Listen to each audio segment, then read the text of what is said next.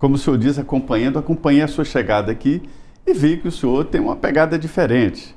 Eu sou daqueles que acreditam no suor, né? Não adianta talento só que não anda. O senhor mostrou trabalho na frente parlamentar evangélica e agora na liderança do PL. O senhor deu uma nova pegada ali no Partido Liberal. Isso incomoda, esse seu jeito de ser proativo, isso incomoda lá o PL? Toda mudança, José Maria Trindade, gera crises naturais, né? Período de adaptação. Eu tenho um estilo de trabalhar intenso, na verdade, você, com sua capacidade de observação, eu trabalho intensamente, não que os demais não trabalhavam, é que cada um tem uma forma de imprimir sua metodologia de trabalho. E lógico, o PL é uma bancada muito plural. O PL era um partido de centro até a chegada do presidente Bolsonaro. Na última eleição, nós elegemos uma bancada mais à direita e conservadora, que é maioria dentro do PL, mas a gente tem aqueles quadros históricos do PL, que já vinham com essa definição de centro, e a política nacional mudou muito nos últimos anos. A política que sempre convivia aí com esse sistema de governos de coalizão de partidos, agora a gente tem a famosa polarização, que por alguns criticadas, por mim elogiado, porque eu entendo que a boa política é essa. Quando você tem políticos que, quando ganha a eleição num projeto de executivo, governam, e quem perde vai para a oposição para fiscalizar para que este governo faça o que ele prometeu na campanha com excelência, sem escândalos de corrupção e com um caráter fiscalizador. Isto é a política salutar, para mim é o processo democrático natural. É muito ruim quando você tem um grupo no executivo que coopta o Congresso Nacional e acaba não tendo a oposição na intensidade que tinha que ser. A oposição com responsabilidade, com fiscalização, e é isso que a gente tem feito. Nós temos ali, com muito respeito, lógico que nessas crises iniciais a gente erra, todo ser humano erra. Eu digo que só não erra quem não trabalha nunca vai errar na vida. Agora, quem trabalha e tem intensidade no trabalho vai errar. A gente tem que ter a capacidade, a humildade para, onde errou, dar marcha atrás. Isso é a política, não é? Dar marcha atrás, consertar. E é isso que a gente está tentando implementar, com muito respeito à história do PL, aqueles quadros que eram do mais antigo PL, que requer de nós todo carinho. Eu sou líder, neste caso, de uma bancada de 92, eu tenho que cuidar das lideranças maiores do partido, que é o presidente Valdemar Costa Neto, o presidente Bolsonaro, mas cuidar dos meus 91 liderados, para que eles possam também ter sua relevância no seu mandato, a maioria deles, se possível, a totalidade, que se reelejam no próximo ano e a gente aumente essa bancada. Então é um trabalho intenso e eu não vou descansar um minuto enquanto eu tiver a oportunidade de estar liderando essa prestigiosa e aguerrida bancada. Pois é, eu sempre digo que você deve desconfiar quando ouvir um silêncio aqui em Brasília. O acordão prejudica. O acordo geral acaba prejudicando você, né, e beneficia os líderes por aqui. Deputado, nós passamos por uma fase de muitos partidos políticos. Eram 34 partidos políticos e 70 pedidos de abertura de novas siglas no Tribunal Superior Eleitoral. A Justiça Eleitoral até colocou um pé no freio. Não existem mais de 100 ideologias, né? Mas agora é um sentido contrário, um caminho contrário de concentração. E agora foi fechado aí um acordo, uma grande federação, unindo o PP e o União Brasil, né? União Progressista, quer dizer, são progressistas querendo ser conservadores, né? Tentaram levar outros partidos, né? E não conseguiram, mas enfim, ultrapassou o PL em número de deputados. Como é que o senhor vê agora a formação, que é uma tendência dessas federações?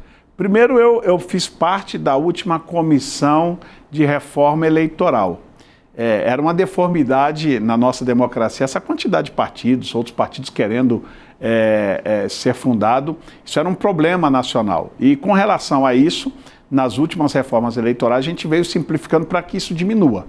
Eu acho que o Brasil é um país de dimensões continentais, a gente precisa entender a cosmovisão do nosso país, não é um país pequeno, cabe sim uma pluralidade partidária, mas não tão grande. Então essas fusões estão dentro do processo natural democrático que veio, né? O planejamento. Não é? Acho que a fusão do Progressista com a União é importante. Que queria levar os republicanos, né? Que não dá certo. Eu tenho uma crítica com relação à federação. Na votação da reforma eleitoral em que se criou o mecanismo da federação, foi um mecanismo criado pelo PCdoB.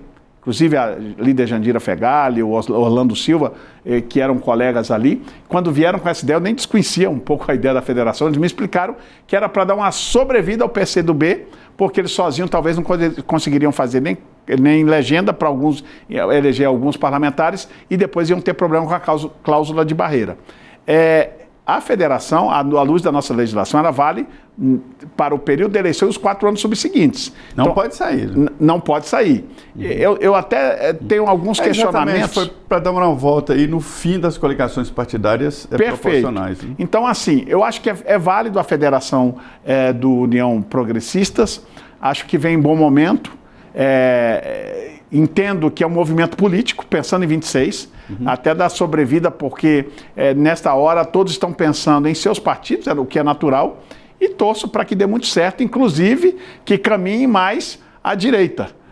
O PL não vai chegar de volta ao comando do país sozinho, ele vai precisar de aliados. Essa federação tem muita sintonia com o pensamento nosso, pode ser uma grande aliada lá em 26, bem como hoje também estão discutindo, não sei se chegaram a bons termos, a questão do Podemos e o PSDB. Então, assim, nós vamos viver momentos de muitas fusões, fusões partidárias, federações partidárias, para que se simplifique. A tendência é que a gente chegue em 30 ou no máximo 26, no máximo em 30, com no máximo 5 partidos no Brasil, que aí eu acho que a gente começa a ter uma vida partidária mais organizada ideologicamente, como requer as grandes democracias. O PL pode fazer alguma federação, juntar a outro partido? Neste momento não é planejamento, pelo que eu tenho conversado com o presidente Valdemar, mas até por ser a maior bancada, a gente não tem pensado, nem houve procura, mas em havendo, eu acho que a política nacional requer capacidade de diálogo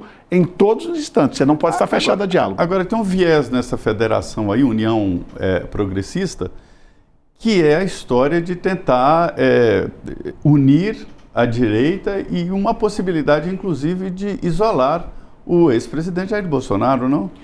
Eu me nego a crer que seja isso, até porque conheço a boa relação que tem o presidente Ciro Nogueira. O presidente da federação, neste momento, eu acho que vai ser o deputado Arthur Lira. Vai dividir. Vai dividir ali ele e Rueda. Conheço bem o Rueda também como presidente. E eles são muito mais à direita e têm um respeito muito grande pelo presidente Bolsonaro do que muitas pessoas podem imaginar.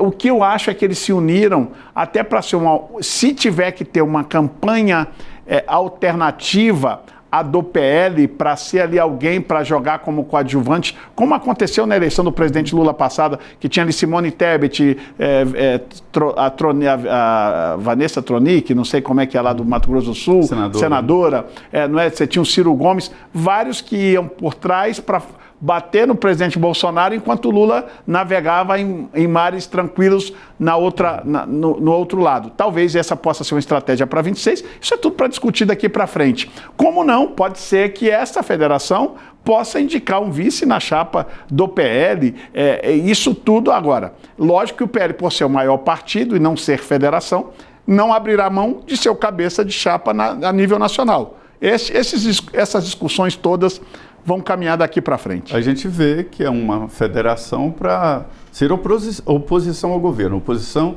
ao presidente Lula. E já está defendendo a saída, inclusive, dos integrantes dos dois partidos que estão aqui na esplanada dos ministérios. Mas, na verdade, esse acordo não é para a eleição de 2026, mas para a governabilidade, né? Os deputados que entraram no governo. Não existe nenhum acordo do PP ou do União Brasil com 2026. Né? Não, o governo Lula, que vai muito mal, lamentavelmente, inclusive nas pesquisas de opinião pública, vê com muita desconfiança, o que eu nunca tinha visto, e talvez você que está aqui desde 88 possa me ajudar historicamente. Nos meus 3 mandatos eu nunca vi alguém ser convidado para ser ministro, sentar com o presidente da República, dialogar e depois dizer, não, eu não vou ser ministro. Isso é a prova de que o atual governo está com a barca afundando, porque ninguém quer pular numa barca que está afundando. Eu nos meus 3 mandatos, nunca vi algo semelhante. Talvez com a sua experiência, isso pode ter acontecido no passado. Foi a Regina Duarte, né,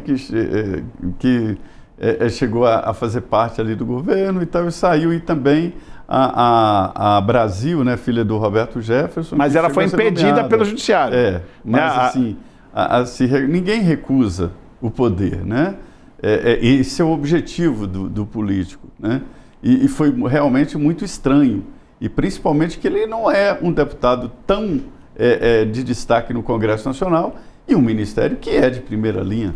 Eu entendo que este foi um dos recados claros de um descontentamento. E José Maria Trindade, o descontentamento na Câmara, eu vou falar pela Câmara, não vou falar pelo Senado, que lá é outra casa, é muito grande com o governo. Nós temos, por exemplo, inclusive os parlamentares do Partido dos Trabalhadores. Nós temos muitas emendas de 2023 impositivas que foram aprovadas pelo orçamento, ou seja, quando você aprova o orçamento, você aprova a previsão orçamentária e o financeiro, que não foram pagas. Então, assim, é uma ineficiência de gestão total, é um governo que é um governo analógico, em tempos de internet e digitalização de tudo. Então, é um governo analógico que não cumpre com a sua base, não cumpre com ninguém, nem com as emendas impositivas que até para nós que somos oposição seriam obrigadas, também não cumpre. Então, assim, é um erro atrás do outro do governo. Isso tem prejudicado muito o andamento do Brasil. Esta é a prova de que eu acho que esta base do governo Lula, para mim, é uma base de gelatina. Ela não tem solidez nenhuma. Pois é.